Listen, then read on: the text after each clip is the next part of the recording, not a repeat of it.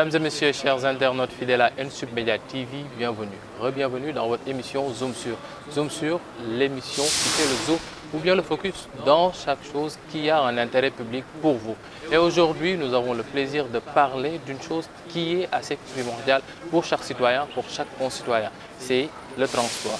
Et pour parler du transport, nous allons en débattre avec M. Djibril Ndiaye, secrétaire général de l'Association pour le financement des transports urbains. M. Ndiaye, bonjour. Bonjour. Okay. Alors, M. Djibril Ndiaye, secrétaire général de l'AFTU, si on parle d'AFTU, l'Association pour le financement des transports urbains, ça date de quand? Très bien. Donc, je peux un peu faire l'historique de l'AFTU, qui est une association qui a été formée en 2001. Parce qu'à l'époque, le président qui était là, le président Abdoulaye Wade, avait demandé pour qu'on puisse faire une réforme s'agissant de renouveler le parc urbain de Dakar. Des gens sont regroupés en GIE et ces GIE sont regroupés en une association qui s'appelle AFTU. L'AFTU, c'est l'association de financement du transport urbain, comme vous l'avez dit.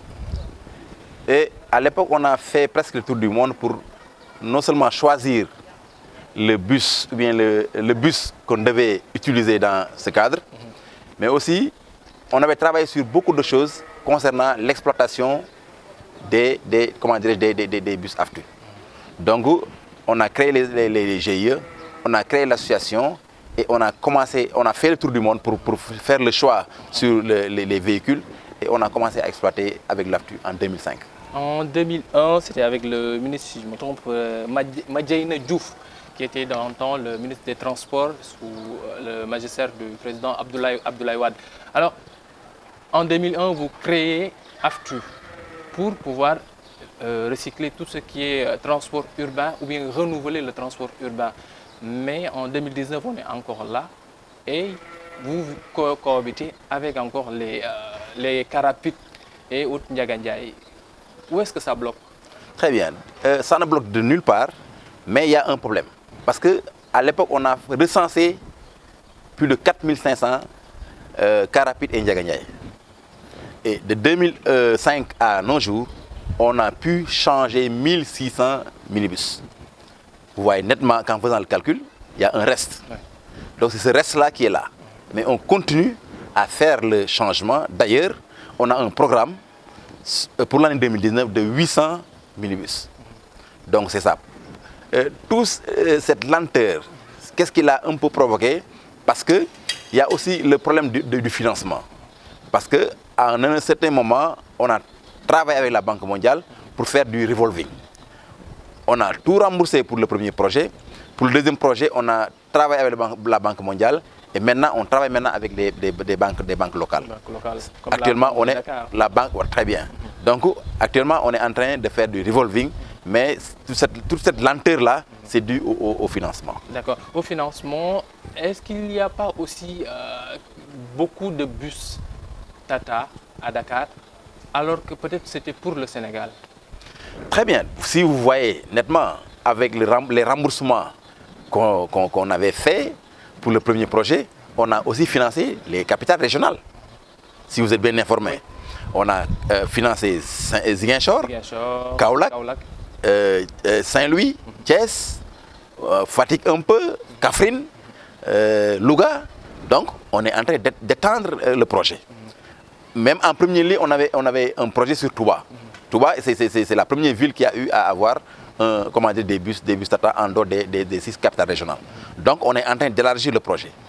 Donc, à ce niveau, ce n'est pas seulement Dakar, mais c'est pour toutes les capitales régionales.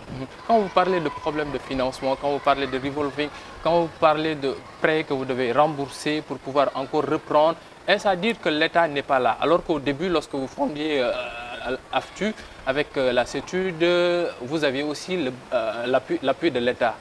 Très bien. Avec la Banque mondiale, c'est l'État qui avait fait la garantie. Avec la Banque mondiale, c'est le premier projet qui était de 505 minibus. Donc après avoir remboursé ces 505 minibus, on a écrit une lettre à la Banque mondiale à l'époque et il nous a fait le revolving. Et on a pris ce revolving-là qu'on a déposé au niveau des banques locales. Et aujourd'hui, on a un capital qui nous permet non seulement de faire d'autres commandes, mais aussi d'élargir le projet dans les capitales régionales. Peut-être qu'il y a un peu la main de l'État qui doit encore nous pousser encore, mais je ne dis pas que l'État n'est pas là. L'État continue à nous encadrer, l'État continue à nous aider dans le cadre du projet. D'accord, dans le cadre du projet, toujours Bus Tata, on en voit un peu partout, on en voit aussi beaucoup, et on voit des bus quelquefois similaires. Certains disent qu'il y a de la clandestinité, d'autres disent qu'il y a beaucoup trop de GIE après les 14. Est-ce qu'il y a d'autres GIE qui ont adhéré, ou bien c'est la clandestinité qui plombe le développement de AFTU? Très bien. Concernant l'AFTU, c'est juste 14 GIE. Il n'y a pas eu d'élargissement, il n'y a pas eu d'augmentation de GIE. Mais vous savez, en Afrique, au Sénégal, les gens savent tricher.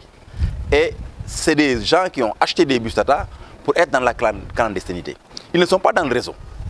Ils ne sont pas dans le réseau de l'AFTU. Mais les gens ont acheté des bus pour être dans la clandestinité, pour faire de l'exploitation.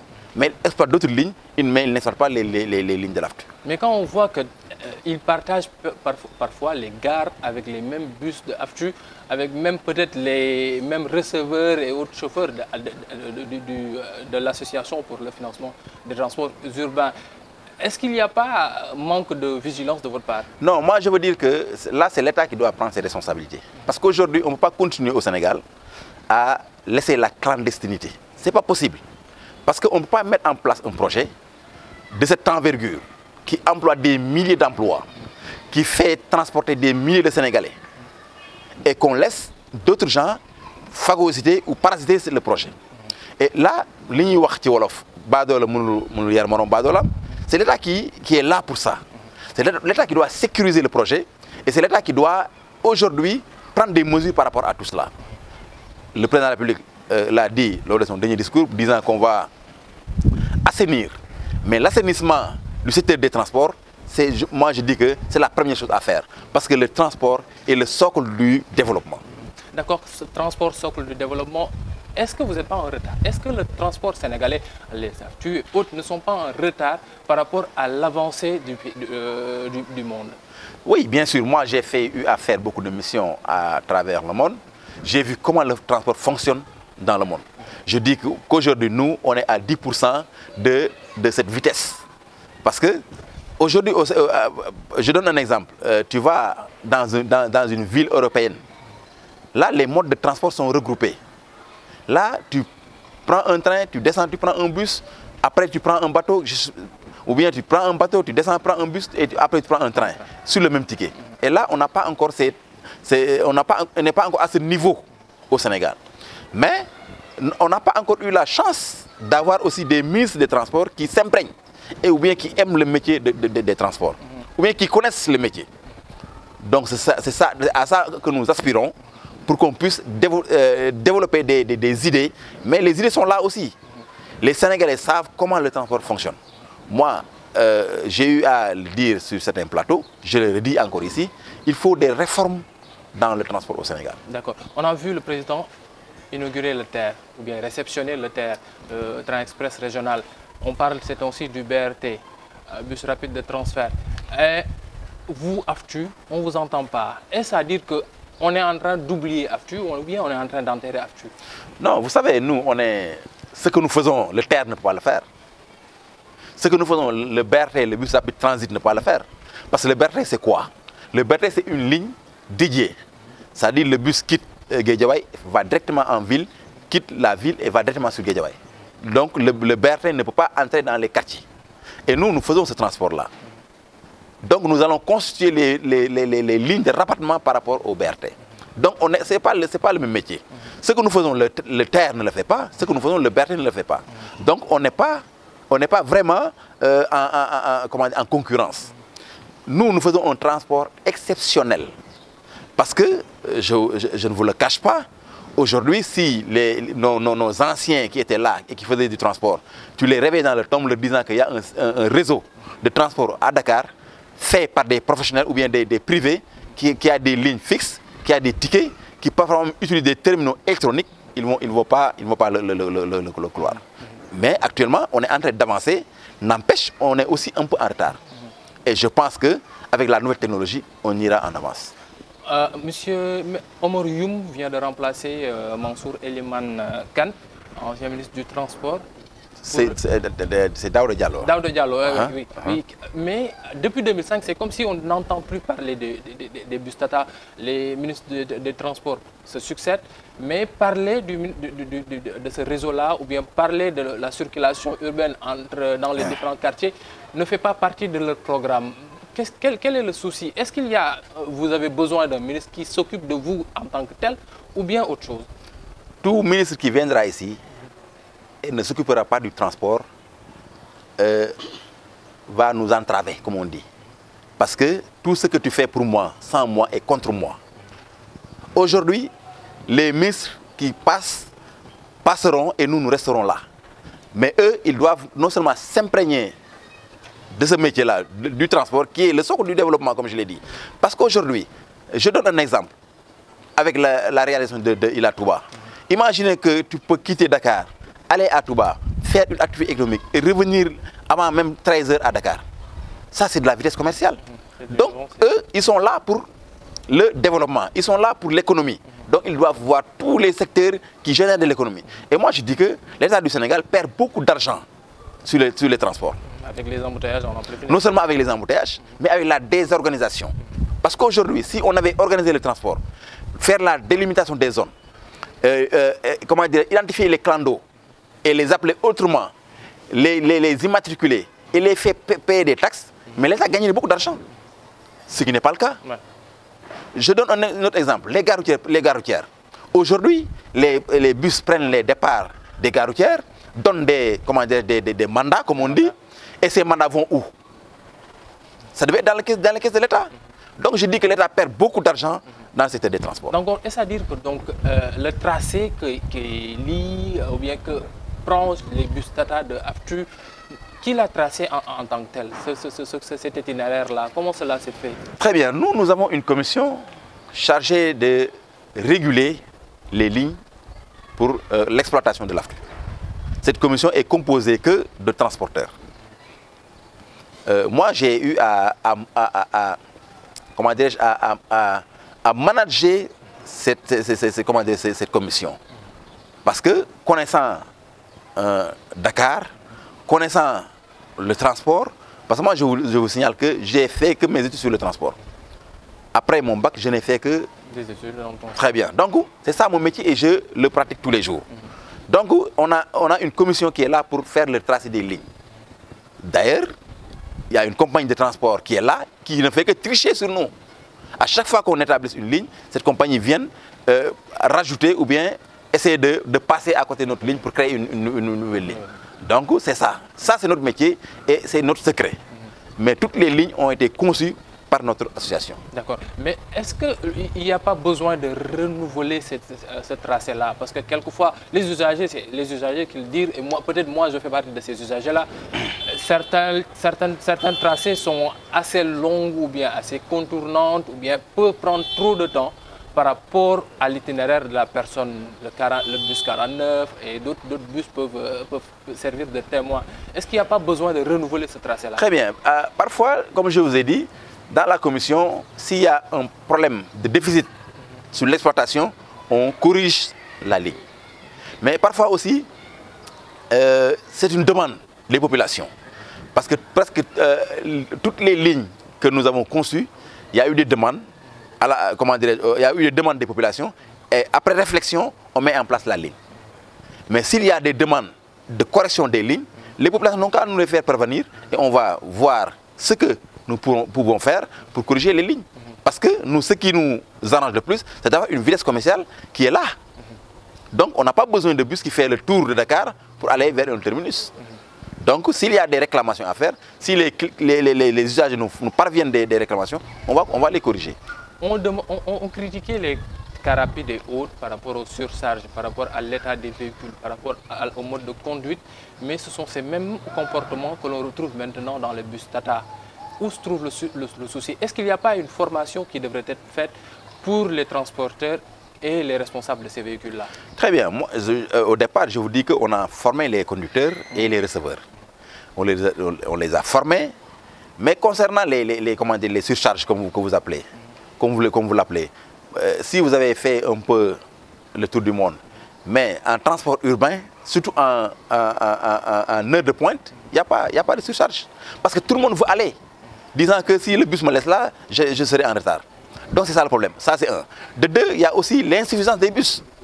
Et comme je vous ai dit, on a d'autres programmes pour l'année 2019 pour essayer d'augmenter le parc pour que ces aléas soient complètement éliminés. Mais est-ce qu'il n'y a pas de problème de sécurité? Parce que s'il y a, nous ne le prions pas, accident ou bien incident, la faute incombera à l'AFTU. Très bien, c'est ce que je viens de dire. Parce que vous voyez que c'est rarement que des accidents se produisent en transport urbain. C'est rare. Mais ça peut se faire.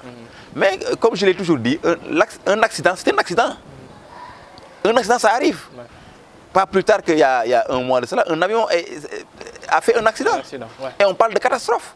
Et pourquoi on s'alarme s'il y a un bus Tata ou bien un bus qui fait un accident? Non, un accident, c'est un accident. Ça arrive à tout le monde. Un avion ne surcharge pas? Je ne sais pas. Un avion peut surcharger. Un avion peut surcharger. Mais en termes de passagers, c'est très rare. Mais je ne dis pas de passagers. Un avion peut surcharger des bagages. Oui. Attends. Mais ici, c'est des personnes. Très bien. Donc, ce que je veux dire par là, c'est tout de l'insécurité. Aujourd'hui, en transport urbain, les surcharges sont négligeables. Parce que ça se passe en heure de pointe. Et si vous avez fait vos statistiques, rarement vous voyez des accidents qui sont faits par les bus Tata. Donc, en transport urbain, les surcharges sont négligeables. Mais c'est quelque chose qu'il faudra revoir avec l'arrivée de nouveaux bus peut-être. Mais bien sûr. Et moi, ce que je dis tous les jours, je dis aux usagers de ne pas monter sur les bus qui sont déjà pleins. Il ne faut pas monter. Si vous ne montez pas, on ne va pas vous tirer et vous mettre dans le bus. C'est ça que je dis aux usagers. Mais eux, ils insistent, parfois même, ils dépassent les bornes par rapport aux personnels roulants. Donc, je demande encore une fois aux usagers de ne pas monter sur les bus qui sont déjà pleins. D'accord. Alors, chers téléspectateurs, comme je vous le disais, nous avons aujourd'hui comme invité M. Djibril Ndiaye, qui est le secrétaire général de l'AFTU, l'Association pour le financement des transports urbains. Alors, M. Ndiaye, il y a d'autres soucis qui sont liés, ou bien des soucis, entre guillemets, que l'on peut dire par rapport à l'AFTU. C'est le problème des contrats. Beaucoup de gens disent, je travaille dans le bus Tata, ou bien je travaille pour AFTU, et je n'ai pas de contrat. Je suis receveur, ou bien je suis chauffeur, ou bien je suis contrôleur même, mais je n'ai pas de contrat. Où se trouve le problème? Est-ce à votre niveau, vous, ou bien au niveau des GIE qui achètent les bus, ou bien même des transporteurs qui gèrent les bus? Très bien. Cette notion de contrat n'existe seulement pas à l'AFTU. Hein? Parce que si vous avez aussi dans d'autres entreprises, il y a ces problèmes-là, même au niveau de l'État. Il y a ces problèmes. Donc pourquoi indexer l'AFTU? Mais il y a des GIE, il y a des opérateurs qui ont fait des contrats à leurs travailleurs. Ce peut être des cas isolés, ce peut être des nouveaux, mais le problème de contrat existe partout. Pourquoi indexer seulement l'AFTU? Le problème de contrat existe partout, même au niveau de l'État.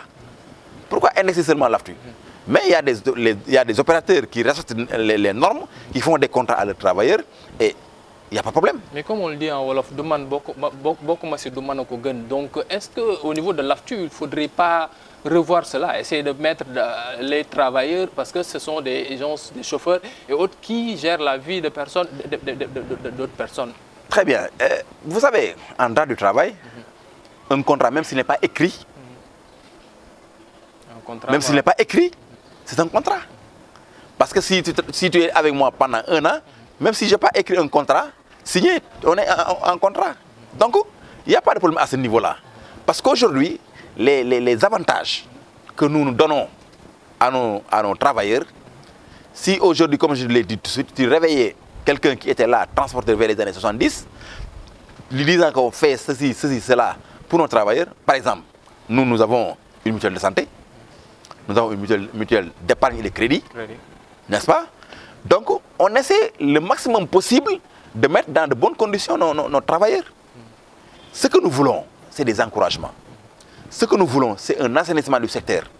Ce que nous voulons, c'est qu'aujourd'hui, les gens comprennent que nous avons un projet qui est là et nous voulons que ce projet-là aille de l'avant. Mais ce n'est pas de nous mettre des péripéties, de nous créer des problèmes pour que le projet tombe à l'eau. Il n'y a pas longtemps de cela, il y avait des rumeurs qui circulaient selon laquelle les conditions de travail des femmes au niveau de l'AFTU étaient des plus pénibles par rapport au cas de grossesse. Si vous êtes tombé enceinte au niveau de l'AFTU ou bien au niveau de certains lieux de l'AFTU, vous êtes écarté. Est-ce des choses avérées ou pas? Non, attends, moi je ne peux pas parler de cas isolés. Mais personnellement, les cas que j'ai eus dans mon GIE, il y a eu des femmes, j'ai des femmes dans mon GIE, s'ils sont en état, on leur donne leur congé. Et après, ils reviennent, ou elles reviennent. Donc, moi je ne peux pas parler de cas isolés, mais je donne mon cas. Et aussi, on ne peut pas avoir tout à 100%. Ce n'est pas possible. Même chez vous, là, vous n'avez pas tout ça à 100%. Pourquoi toujours l'AFTU doit avoir ceci, doit faire ceci, doit faire cela? Est-ce que ce n'est pas seulement parce que l'AFTU est présent un peu partout? Peut-être. Peut-être que l'AFTU doit embarquer. Mais on essaie de notre maximum pour mettre dans de très bonnes conditions nos travailleurs. Parce qu'il y va de notre entreprise, il y va de nos GIE, il y va de notre association. Si les travailleurs ne sont pas dans de bonnes conditions, si les travailleurs ne sont pas bien pour faire des résultats, ça va se répercuter sur nos résultats. Et ça, nous ne le voulons pas. Et par rapport au travail, est-ce qu'il y a une législation qui s'adapte à vos travailleurs?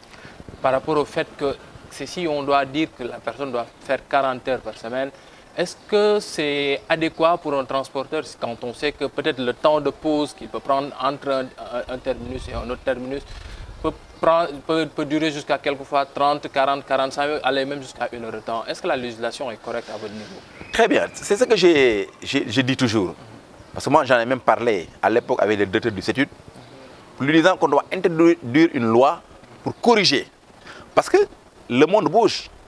Quand le monde bouge, il faut que les choses changent. Aujourd'hui, on doit modifier les textes par rapport au transport. On doit modifier les textes.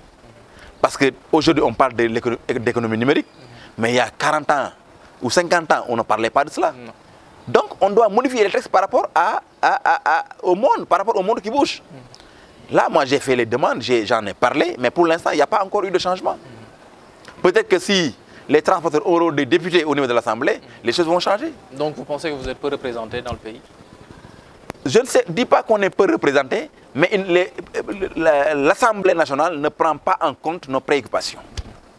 Est-ce de la faute de l'Assemblée ou bien de votre ministre de tutelle ou bien des gens qui vous représentent? L'essentiel pour moi, ce que je peux dire, est qu'aujourd'hui, on doit prendre en compte les préoccupations des opérateurs du transport pour qu'on modifie les textes par rapport à ce qui est là actuellement. D'accord. Alors, vous êtes acteur économique, parce que qui parle de transport parle d'économie. Combien de personnes employez-vous? Vous parlez du cas en général de mon activité? De votre activité au niveau de l'AFTU? Non, au niveau de l'AFTU? Non, actuellement, on est à plus de 5 000 emplois au niveau de l'AFTU. On est à plus de 5 000 emplois directs. Je ne parle pas des emplois indirects. Parce que le transport, c'est tout un ensemble.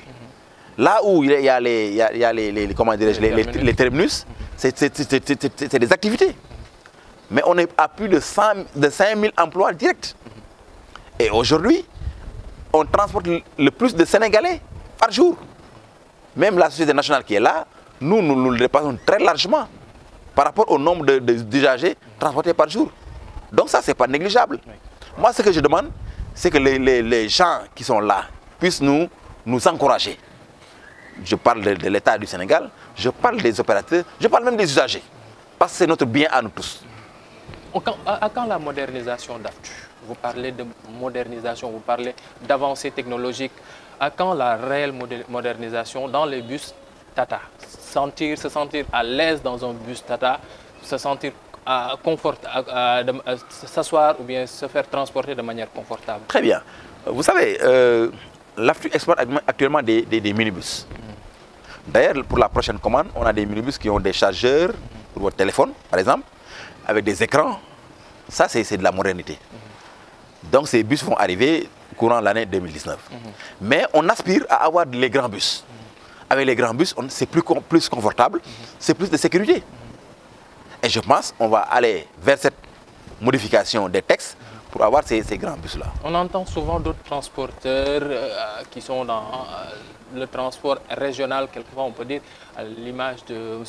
Goro Khouma, quelquefois décrier le fait que certains moyens de transport ou bien certains GIE ou bien associations qui gèrent le transport veulent maintenant aller dans les régions alors que c'est leur travail à eux. Qu'est-ce que vous répondez à cela? Attends, il ne faut pas mélanger les choses. Il y a le transport urbain. Le transport urbain, c'est quoi? C'est le transport dans une localité, dans une zone, qui est différent du transport interurbain.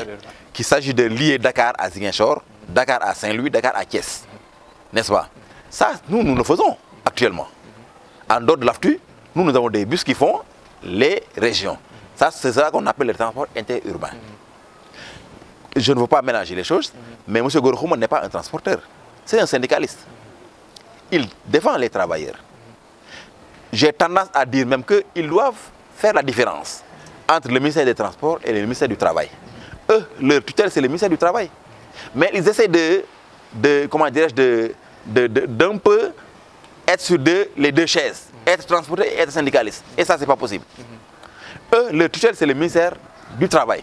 Parce qu'ils défendent des travailleurs. Nous, notre tutelle, c'est le ministère des Transports. Parce que nous sommes des professionnels du transport. D'accord. Voilà. En tant que professionnel du transport, si vous aviez un message à donner aux transporteurs sénégalais, ce serait lequel? Quel genre de message? Un message pour peut-être les sensibiliser, pour peut-être les booster, ou bien leur demander d'aller vers la modernité, d'aller vers l'avancée technologique, ou bien d'aller de l'avant parce que le monde va de l'avant. Moi, ce que je leur recommande, c'est de se regrouper davantage. Parce que le résultat qu'on a eu dans le cadre de l'AFTU, c'est parce qu'on s'est regroupé. Se regrouper, défendre les intérêts, réfléchir et mettre en place comme je l'ai dit, des textes et lois qui peuvent nous permettre d'aller en avant, de défendre nos intérêts ensemble. C'est ça qui peut nous faire des résultats dans l'avenir. Est-ce qu'on peut l'avoir d'ici peu, quand on voit que dans chaque coin de rue ou bien dans chaque quartier, il y a un bus. Dans chaque coin de rue, dans chaque quartier, il y a un terminus. Dans chaque quartier, dans chaque coin de rue, il y a des rassemblements de chauffeurs. Très bien. Là, les bus qui sont dans les coins de rue, ça c'est un problème administratif. Parce que si vous regardez sur le plan urbain, ou bien sur le plan de l'urbanisme, on n'a pas tenu compte des terminus dans les quartiers. Dans les quartiers, oui. Donc les bus sont sur les trottoirs. Et ça, ce n'est pas normal. Là, je pense avec les nouvelles villes, je pense avec la réflexion très large du président Macky Sall, on va réfléchir aussi sur ça. Mais je dis aux opérateurs de se regrouper davantage pour pouvoir non seulement réfléchir, mais frapper ensemble. Pour qu'on puisse avoir des résultats, il faut qu'on soit ensemble. D'accord. Alors, M. Khouma, dans le gouvernement Acte 2 ou bien dans le second mandat du président Macky Sall, nous en profitons pour en parler, est-ce que vous pensez que le milieu des transports est pris en compte assez suffisamment? Attends, le transport est pris en compte parce qu'il n'y a pas un mois ou deux mois de cela, le président Macky Sall a fait des remises de clés sur le plan interurbain, sur le plan urbain. Il y a le TER qui est là, il y a aussi le BRT comme on dit. Donc le gouvernement est conscient que le transport est le socle du développement. Ça on n'en disconvient même pas. Parce qu'avec le TER, avec les bus urbains, interurbains, avec le BRT, le gouvernement est conscient que le transport est le socle du développement. D'accord. Alors, M. Ndiaye, nous arrivons au terme de cette émission. J'ai eu l'immense plaisir de partager avec vous. Un dernier mot à l'endroit des usagers de vos bus. C'est comme je dis tout le monde, je dis tous les jours, qu'ils ne montent pas sur des bus qui sont déjà pleins. Parce que là, non seulement ils préservent le matériel, mais ils préservent aussi leur intégrité corporelle. Donc, je dis toujours aux usagers de ne pas monter sur les bus qui sont déjà pleins. C'est ça, c'est mon appel et mon dernier appel. D'accord. AFTU est là pour nous tous. AFTU est là pour nous, c'est notre bien à nous tous. D'accord. Donc, comme on a l'habitude de le dire, lu ñëpp bokk kon ku nekk na ci sàmm bu baax ndax njëriñam da ciy nekk. Chers téléspectateurs, chers internautes fidèles à Unsub Media TV, nous arrivons au terme de cette émission. Merci de l'avoir suivi. À la présentation, il y avait Cheikh Hassan Fall. La partie technique est assurée par Martar Ndiaye et Unsub Media, Khadija Fall Malansi. Merci et à bientôt.